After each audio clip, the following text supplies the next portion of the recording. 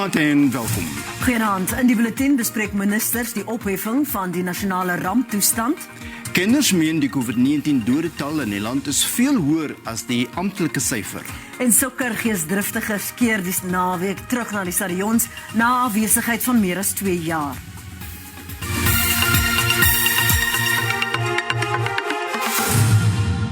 Na die opheffing van die nasionale ramptoestand waarsku die regering dat die land nog nie heeltemal uit die gevaarsone is nie. Die regering hou die dreigende 5de vlaag fyn dop. Die ministers van Gesondheid, Regeringskoördinering en Tradisionele Sake, tesame met die minister in die presidentskap, het president Cyril Ramaphosa se toespraak aan die nasie ontleed. Die nasionale ramptoestand is uiteindelik opgehef meer as 2 jaar nadat COVID-19 die land getref het. Maar 'n waarskuwing is gerig dat as die COVID-19 gevalle vinnig toeneem, die nasionale ramptoestand dalk weer ingestel kan word. We'll also see whether the 5th wave is such that it becomes a disaster. If not, then we won't bring it back. The normal regulation from health and other departments will manage the situation. Die regering het oorgangsmaatreëls ingestel wat in plek bly en na 30 dae sal verval.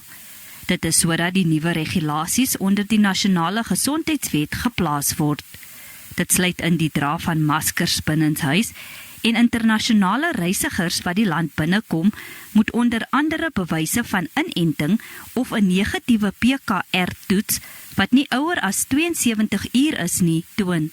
After 30 days, what we expect is that from the health side, because these provisions are also there in in the health regulations, this would now have been concluded, have been assessed with the inputs, and then they will be able to kick in to make sure that we still have some control at the borders.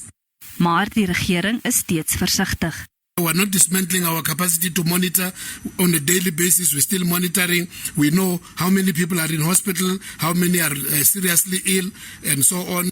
Intussen het die publiek tot die 16de van hierdie maand om kommentaar te lewer oor die gesondheidsregulasies onder die nasionale gesondheidswet wat in die Staatskoerant gepubliseer is. Afrikaanse COVID-19 dodetal het reeds 100.000 verbygesteek, maar die gesondheidsdepartement sê die ware getal is waarskynlik veel hoër. Mense wat buite mediese instellings gesterf het weens die virus, het sy weens vrees, gebrek aan toegang of onkunde, is nie deel van die amptelike sterftesyfer nie. Kenners waarsku dat Suid-Afrika 'n 5de vlaag besmettings kan verwag, wat waarskynlik volgende maand sal tref. Anusha Govan het haar man in Junie verlede jaar aan die dood afgestaan weens COVID-19 komplikasies. Haar lewe en die van haar 3 kinders het onherroepelik verander. Sy het noodgedwonge uit haar werk bedank. To be honest, I've never in my life imagined that I'd have to face my life alone.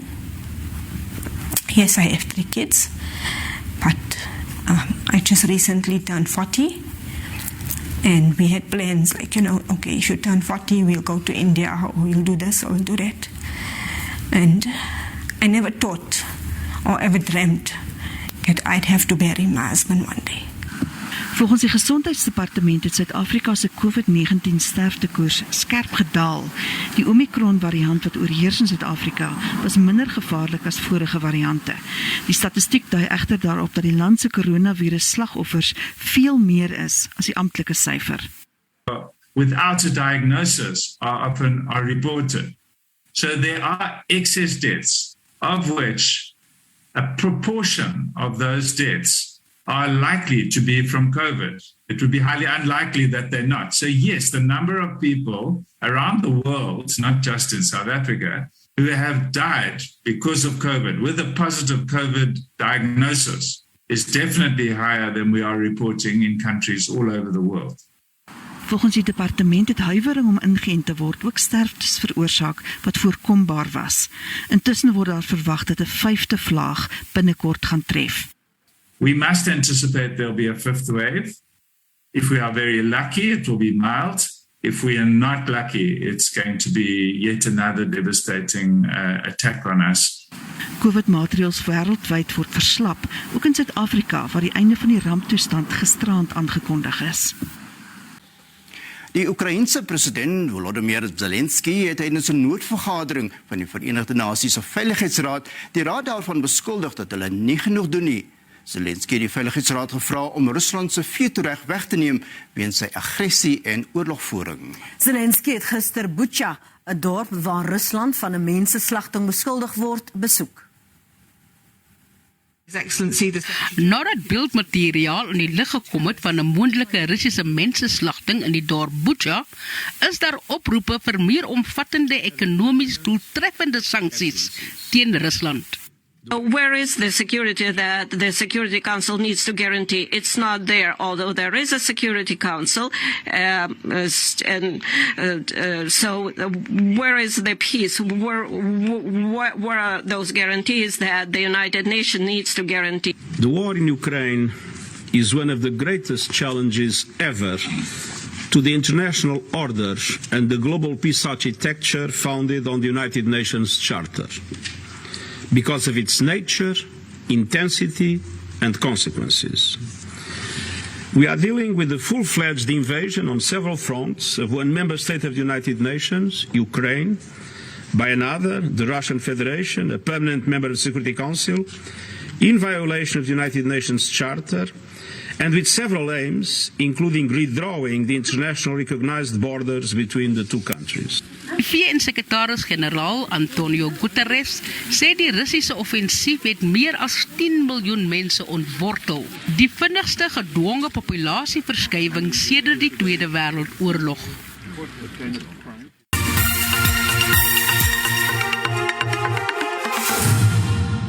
Ons gaan voort met die bulletin. Kommersiële boere in Blouberg in Limpopo is uiters bekommerd oor die toestand van die R572-pad tussen Messina en Lephalale. Die pad is die belangrikste ekonomiese roete en 'n vervoerband vir boere om hulle produkte na markte te neem. Die 100 km lange pad is in 1988 gebou en is uitgedien. Die R572 is 34 jaar gelede gebou om die bevolking van toe te bedien. Oor die jare het dit egter 'n verbindingsroete geword tussen twee bedrywige myndorpe, Lephalale en Messina. Die pad kronkel ook deur kommersiële wild, aartappel en tomatieplase. Die afgelope tyd gebruik boere hulle eie hulpbronne om elke week die slaggate op te vul. Hulle verloor ook miljoene rande weens die skade aan hulle toerusting en voertuie. Boere in die omgewing meen die pad is 'n doodstruk. Julle het gesien hoe lyk die pad, daar's niks oor nie.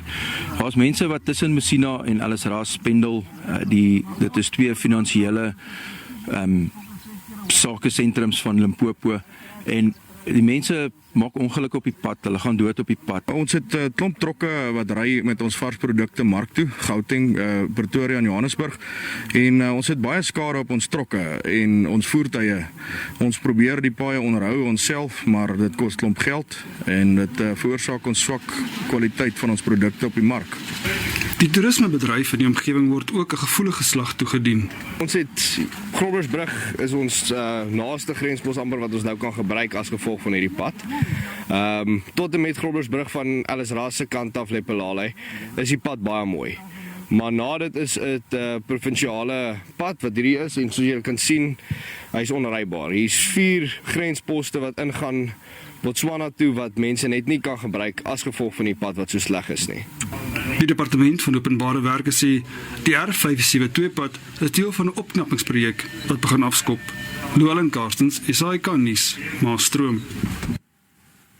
Die stad Kaapstad het 'n bykomende 10 miljoen rand begroot vir bykomende beddens by skuilings vir haweloses ter voorbereiding van die winterseisoen. Dit vorm deel van sy keer program wat daarop gemik is om hawelose mense van die straat af te kry.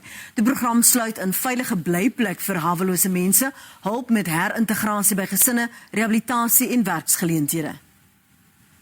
Met 'n jaarlikse begroting van sowat 65 miljoen rand het die keer-program ten doel om die toenemende getal hawelose mense in die metro waardigheid te bied. Die munisipaliteit dring daarop aan dat niemand in die straat hoef te slaap nie. Die bykomende befondsing is beskikbaar gestel aan skuilings wat deur nie-regeringsorganisasies bestuur word om meer beddens voor die winter beskikbaar te maak. Living on the streets without toilet facilities and proper shelter is not dignified for the homeless, nor for the people living formally in surrounding areas. This budget does more for homeless people and for the communities around them. Our city's care program to help people off the streets has been increased to 77 million rand in this budget. A further 10 million rand will go directly to increasing beds at shelters this coming winter. And 142 million rand is set aside to operate and expand our city-run safe spaces in the next 3 years. Die Safe Space model bied skuiling, etes en toegang tot rehabilitasie en herintegrasiedienste. Addisionele beddens is maar een van 8 programme wat die stad sê hulle wil befonds. Maar as die reintegration van hawelose mense, dit is die hoof uitgangspunt hierso. En ons staan eens met die stad. Ons moet mense wat op die straat slaap, help om af van die straat te kom. Aktiviste sê egter dat diegene wat as kronies haweloos beskou word, meer as net tydelike bedspasies by skuilings benodig. Instead of doing short-term investments into more beds every time winter arrives, we urge the city to develop a long-term, people-centered and sustainable strategy towards addressing homelessness. This can only be done if the city listens and engages with the homeless community and NGOs working in the sector. Die metroraad word sterk gekritiek oor sy straatmunisipale regulasie wat volgens aktiviste haweloosheid kriminaliseer. Volgens die regulasie kan 'n kennisgewing uitgereik word aan mense wat in 'n openbare plek slaap en alternatiewe akkommodasie weier. Vanessa Puna, SABC nuus, Kaapstad.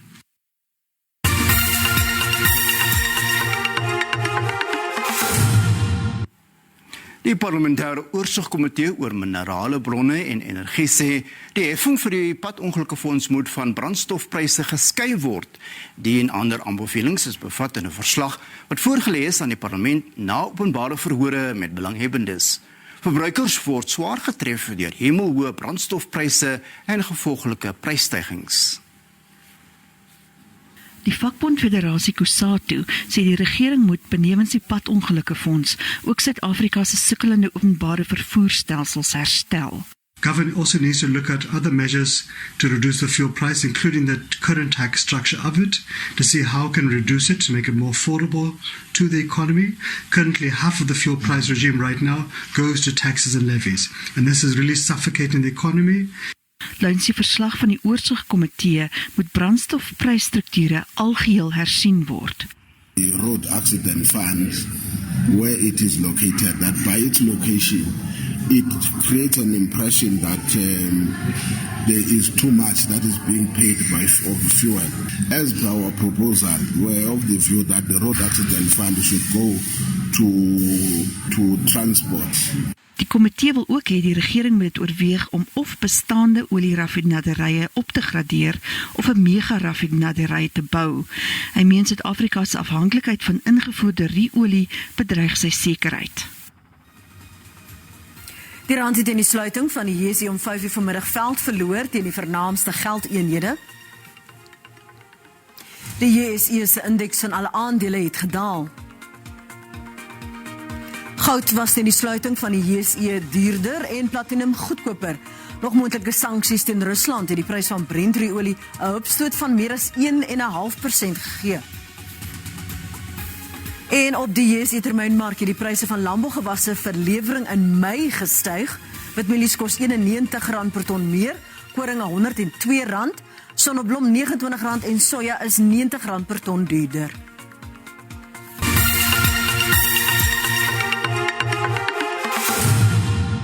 Die Premier Sokkerliga is gereed vir die naweek se terugkeer van toeskouers na stadions.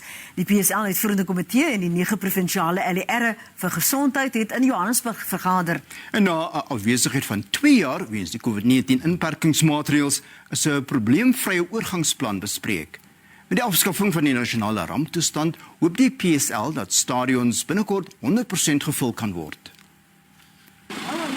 Die naweek se Nedbank beker pot-eindstryd wedstryde sal as 'n oefenloopie gebruik word vir die terugkeer van toeskouers. Slegs 50% van die toegelate kapasiteit gaan toegelaat word en net ondersteuners wat ten volle ingeënt is. Die eerste wedstryd vir toeskouers vind Vrydag aand in Polokwane plaas tussen Tsukuma en SuperSport United. Knowing the province that we come from, Chairman, that we are rural, and the experience that we've learned when people, especially the above 60-year generation, was registering, we had to register for them. The people from Limpopo will have challenges in terms of data, in terms of network connectivity to can download the certificates. Saterdag is daar 2 wedstryde wat toeskouers kan bywoon en die naweek eindig met die kwart eindstryd tussen Mamelodi Sundowns en Summerfield Dynamos. We thought maybe it's convenient that, as we are moving forward, challenging the government to open all the stadiums 100%, that does not have an excuse from the government. That, we are not sure about your status. Inentingsstasies sal by die verskillende wedstrydstadions asook by kaartjieverkooppunte ingerig word.